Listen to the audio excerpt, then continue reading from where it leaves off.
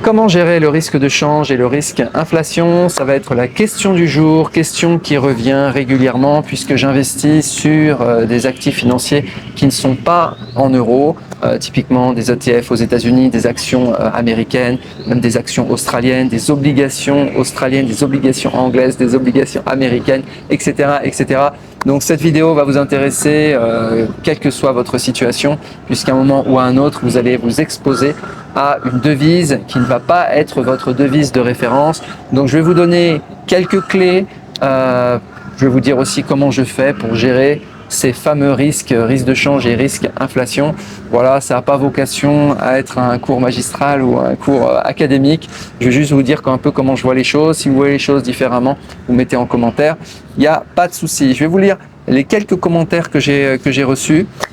Nicolas 6209 qui me dit: entre le taux de change et l'inflation, pas sûr qu'acheter des obligations soit une bonne idée, autant miser sur l'or. Point d'interrogation. Sauf que les obligations, il y a un revenu, alors que l'or, il n'y a pas de revenu. Mais tu as raison, sur les obligations, par exemple australiennes ou américaines, il peut y avoir, il y a un risque de change. Si par exemple tu vis, si ta devise de référence c'est l'euro, si tu vis en France et que tu achètes des obligations américaines, oui, elles sont libellées en dollars, elles sont exposées au dollar, donc tu as un risque de change. Donc on est d'accord là-dessus. Ensuite, on a Pierre Ulrich 8403 qui dit: Marc, comment gères-tu le risque du Forex? Donc le Forex, Foreign Exchange, donc c'est le risque de change. Pour les US encore ça va, mais pour le UK, pour le Royaume-Uni, que fais-tu de tes gains en GBP, donc en livres sterling? Et puis ensuite, bonjour Marc, je suis curieux de savoir comment tu prends en compte le risque de change avec des obligations de 4 monnaies différentes. En effet, les changes peuvent te bouffer ta rentabilité. Donc vous voyez, ça revient tout le temps en fait, ce change et cette inflation. Alors, comment je vois les choses? Bon, déjà, il faut définir quelle est sa devise non risquée. Okay, et toutes les autres devises qui ne sont pas votre devise non risquée, ça va être des devises risquées. Okay, donc si vous êtes en France, que vous vivez en euros, que vous dépensez en euros, donc votre devise non risquée, votre devise de référence, c'est l'euro, surtout si vous vivez aujourd'hui en France, mais que vous anticipez que vous allez vivre en France. Donc vous serez, toute votre vie, votre devise de référence sera l'euro. Moi par exemple, donc là j'ai vécu les 2 dernières années à Bali, donc avec la roupie indonésienne. Là je viens de basculer et je vis actuellement en Thaïlande depuis aujourd'hui. Et je ne sais pas combien de temps je vais rester. Donc ma devise où je dépense, c'est le Thai baht. Okay, et avant ça, je vivais à Singapour. J'ai vécu plusieurs années à Singapour. Et là, ma devise dans laquelle je payais mon loyer, dans laquelle je recevais mon salaire et je dépensais tout, c'était le dollar singapourien. Donc on voit en fait que ma devise de référence évolue et je ne suis pas capable vraiment de dire dans les prochaines années, dans 10 ans, donc dans quelle monnaie je vais dépenser. C'est important d'avoir ça en compte, de prendre ça en compte, quelle est votre devise de référence, votre devise principale, et toutes les autres devises sont des devises potentiellement risquées. Alors, le risque de change, pour moi, je le vois pas comme quelque chose de négatif, mais je le vois aussi comme une opportunité, c'est-à-dire l'opportunité de s'exposer à une autre devise, en fait. Donc certes, on va prendre un exemple. J'ai des revenus d'obligations américaines, donc je vais recevoir des coupons donc en dollars américains, okay, et moi je vis en Thaïlande, donc ma devise ici c'est le Thai baht. Donc qu'est-ce qui va se passer quand je vais convertir, si je le fais, si je convertis mes revenus des obligations américaines, donc en dollars, si je les convertis en Thai baht, il va y avoir l'effet d'un taux de change. Un effet qui peut être positif ou qui peut être négatif. Si par exemple le dollar s'apprécie par rapport au Thai baht, en fait je vais recevoir mon coupon qui était par exemple de 5%, plus l'appréciation au moment de la conversion de change. Si j'utilise ces coupons pour vivre en Thaïlande, je vais avoir une appréciation, ou donc si le dollar s'est apprécié par rapport au Thai baht, ou une dépréciation, où je vais perdre en valeur si le dollar se déprécie par rapport au Thai baht. Donc il peut y avoir, ça peut être un effet positif ou un effet négatif. Encore faut-il être capable de prévoir l'évolution des taux de change, ce dont je ne suis absolument pas capable. Donc gardons à l'esprit que s'exposer à une autre devise, ça peut être intéressant en matière par exemple de diversification de patrimoine. Donc moi par exemple, au début, donc moi je suis né en France, je suis resté longtemps en France, même en Europe, dans des pays où c'était vraiment l'euro, mais j'avais toujours en tête que c'était important de s'exposer à une devise différente, d'avoir dans son patrimoine, quand on regarde son patrimoine financier, de regarder quelles sont les expositions en devises et de ne pas avoir que l'euro. Alors, ne pas avoir que l'euro, ok, mais combien faut-il garder d'euros et combien faut-il avoir de dollars américains ou d'autres monnaies donc ça, c'est une question que vous devez vous poser. Vous ne pouvez pas ne pas y répondre. Si vous vous dites, ok, moi je veux que de l'euro, très bien, vous êtes 100% exposé à l'euro et pas de problème.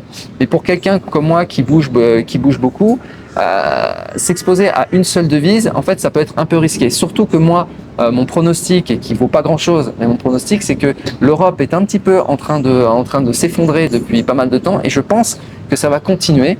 Et donc, je pense que l'euro, qui est une monnaie forte, elle va être de moins en moins, voilà, ça va être de moins en moins pertinent d'avoir de l'euro. Il faut s'exposer à d'autres devises, des nouvelles puissances émergentes notamment, ou des devises qui sont dans des pays. Donc là, on va parler de risque pays, des pays qui sont peut-être plus stables que la France, ou du moins qui ont moins de dettes, des pays qui sont moins dangereux que la France, qui est très très endettée, qui est au bord de la faillite. Donc ça veut dire quoi? Ça veut dire diversification de devises. J'ai déjà fait des vidéos là-dessus. Les devises classiques de diversification, on va avoir quand on est en euros, ça va être le dollar américain, ça va être le dollar singapourien, ça va être le dollar canadien, ça va être le dollar australien, ça va être le franc suisse, etc. Donc ce qu'on va appeler des devises refuges. Okay. Donc avoir des actifs qui sont dans ces autres devises, pour moi ça fait sens. Donc aujourd'hui, si je devais regarder tous mes actifs financiers, je dirais en fait que la majorité de mes actifs financiers sont exposés à une autre devise que l'euro. Typiquement, je pense que ma devise principale, en fait, c'est le dollar américain, parce que j'ai beaucoup investi notamment sur l'indice S&P 500, c'est-à-dire sur les entreprises américaines. Et dans mes obligations, j'ai aucune obligation européenne, j'ai surtout des obligations américaines. Donc je suis pas mal exposé au dollar.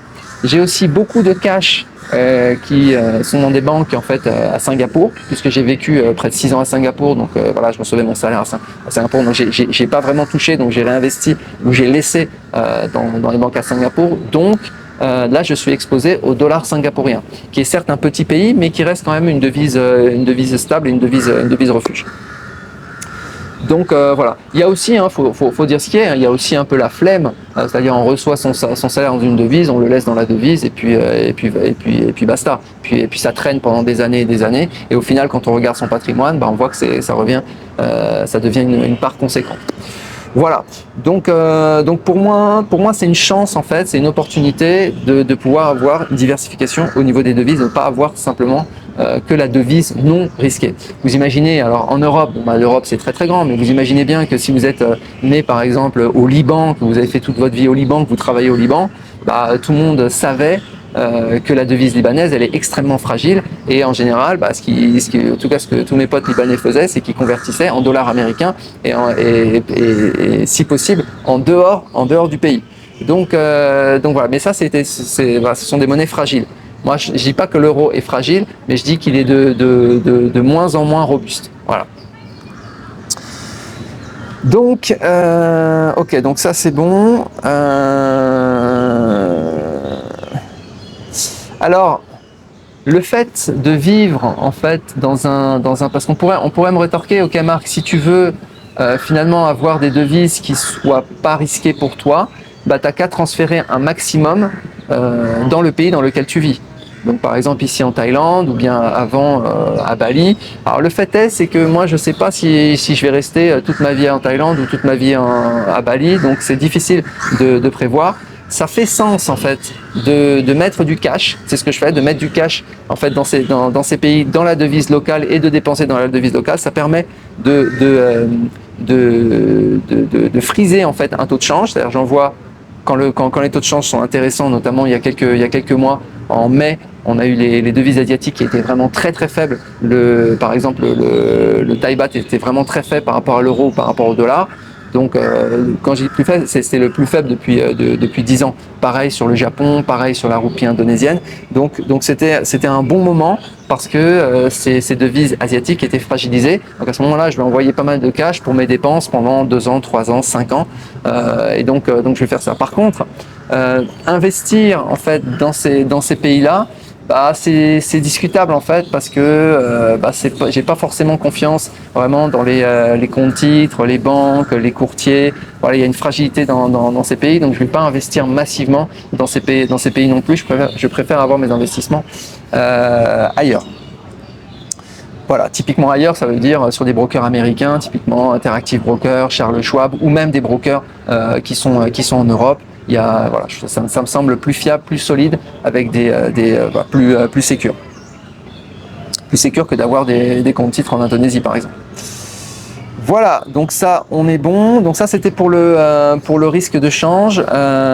J'ai parlé de patrimoine financier, mais il faudrait aussi parler de patrimoine immobilier. Donc moi, j'ai pas mal d'immobilier qui est en France et qui continue d'être exposé en fait à l'euro. Précisons aussi une chose, c'est que même si vous avez des ETF qui sont libellés en euros et que vous avez l'impression que vous n'avez pas d'exposition à d'autres devises, en réalité, par exemple, si vous avez un ETF, je sais pas, Eurostock 50 avec les 50 plus grosses capitalisations en Europe, en réalité, les entreprises qui sont à l'intérieur sont des entreprises mondiales et elles sont souvent exposées à d'autres devises.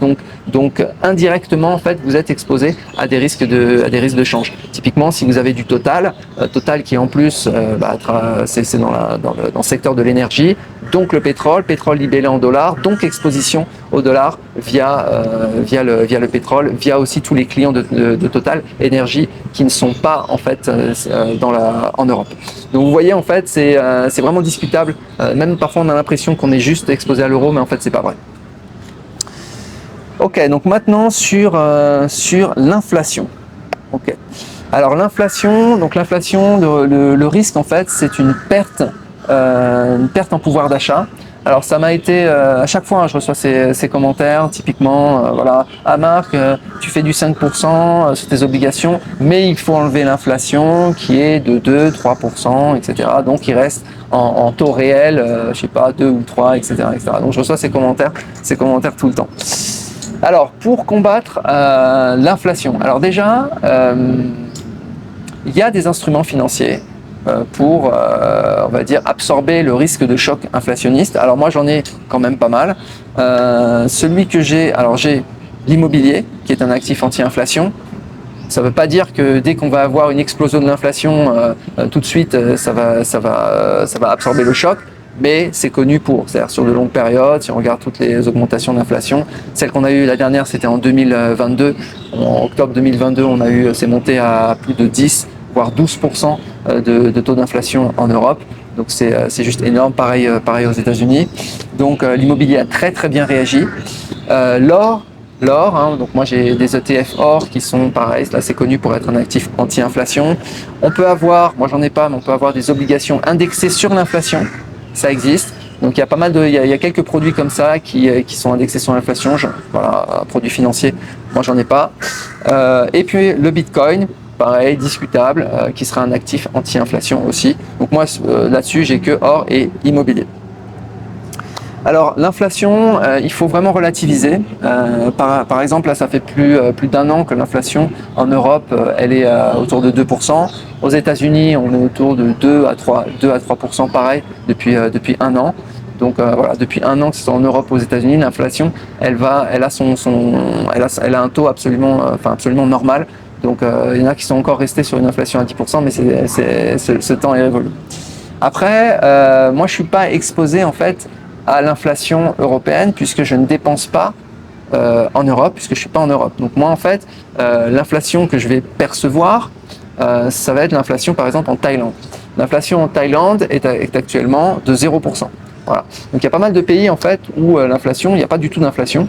Par exemple, je regardais le Panama aussi. Le Panama est à 0,5, enfin en tout cas entre 0 et 1% d'inflation en taux moyen d'inflation. Donc ça veut, l'inflation, c'est pas, faut pas penser que c'est toujours très élevé. Loin de là, sur de très longues périodes. Par exemple, même en Europe, on est sur du 2% d'inflation. Ça, c'est l'inflation moyenne. Parce qu'il y en a qui vont me dire ouais, mais attention, ça c'est pas les vraies inflations, les calculs sont truqués, etc., etc. Moi, dans l'inflation ressentie, en fait, j'ai pas.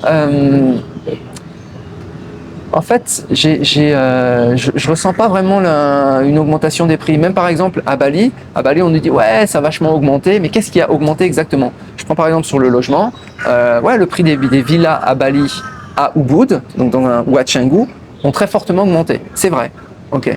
Mais est-ce qu'on est obligé de se prendre cette claque inflationniste? Est-ce qu'on est obligé de continuer à louer une villa à Ubud ou à Canggu? Bah non. Il suffit d'aller soit un petit peu plus loin, soit dans une autre zone qui est en train de se développer, ou bien d'aller sur un autre type de logement. Typiquement, moi je loge dans des homestays. Bah, le prix des homestays, il n'a pas changé. Et il est toujours à 8 euros, 10 euros la nuit. Il vaut rien du tout avec petit déjeuner inclus. Ça n'a pas changé. Donc en fait, ça va vraiment dépendre du mode de consommation. Et s'il y a cette capacité à ajuster un tout petit peu le mode de consommation, en réalité, moi, j'ai pas ressenti l'inflation. Même sur la nourriture, par exemple, ici en Thaïlande ou bien à Bali, je peux toujours manger. Si je veux manger pour 2 euros, je mange pour 2 euros. Ça change pas. Donc, changer ses habitudes de consommation permet de déjouer un petit peu, de déjouer complètement même ces histoires d'inflation. Après, qu'est-ce que j'ai noté? Alors de là à aller dans des pays où il n'y a pas d'inflation juste parce que les prix n'ont pas augmenté, il ne faut pas non plus abuser. Mais il se fait que là, coup de chance, la Thaïlande est à 0% d'inflation, les prix n'augmentent pas. On peut même avoir des inflations négatives, hein, une baisse des prix. Voilà. Est-ce qu'on peut prévoir l'inflation? Très complexe. Est-ce qu'on peut se protéger contre l'inflation? On a dit les produits qui existaient. Prévoir l'inflation, il y a des courbes d'inflation pour comme des courbes de taux, donc on peut voir un petit peu les anticipations d'inflation, mais ça pour moi c'est pas vraiment pertinent, c'est pas vraiment utile dans le sens où quand il y a un choc d'inflation comme on l'a eu en 2022 avec les guerres, etc. En fait, c'est des événements qui sont extrêmes ou bien avec crise sanitaire, événements extrêmes en fait qui sont par nature imprévisibles. Donc voilà. Voilà, d'où l'intérêt, on reboucle d'ailleurs, hein, s'il y a des zones qui peuvent avoir des très fortes inflations, des pays qui peuvent avoir des très fortes inflations, en fait, le fait d'avoir des devises différentes, d'être exposé à des devises différentes, permet d'avoir, parfois c'est un coup de chance, hein, mais d'avoir des zones qui ne vont pas subir cette inflation. Donc des devises qui vont continuer c'est-à-dire que le pouvoir d'achat va rester similaire et donc on ne va pas se prendre une grosse claque en pouvoir d'achat. Voilà, écoutez, c'est tout. Si vous avez d'autres méthodes, d'autres techniques, d'autres commentaires, je sens que vous en avez. Vous mettez comme d'habitude en commentaire, vous venez en discuter sur le groupe. On est plus de, maintenant il y a 2 groupes maintenant sur Telegram. Il y a plusieurs groupes sur Telegram. Vous chercherez, vous trouverez. On discute de ces parties-là, surtout pour ceux qui sont des voyageurs et qui ouvrent des comptes un petit peu partout et qui se posent ces questions. Combien mettre en Thaï baht, combien mettre en roupies indonésiennes, combien mettre en euros, combien garder, faut-il transférer, etc. On est obligé, ces questions, vous y répondez comme vous voulez, mais vous êtes obligé d'y répondre. Vous ne pouvez pas ne pas y répondre. Si vous n'y répondez pas, en fait, vous faites un choix qui est celui de garder tout dans votre devise de référence. Et peut-être que vous êtes parti depuis longtemps et que vous avez tout laissé en euros. Et posez-vous la question, est-ce que c'est pertinent? Voilà les amis, je vous souhaite une très bonne journée et je vous dis à bientôt. Ciao.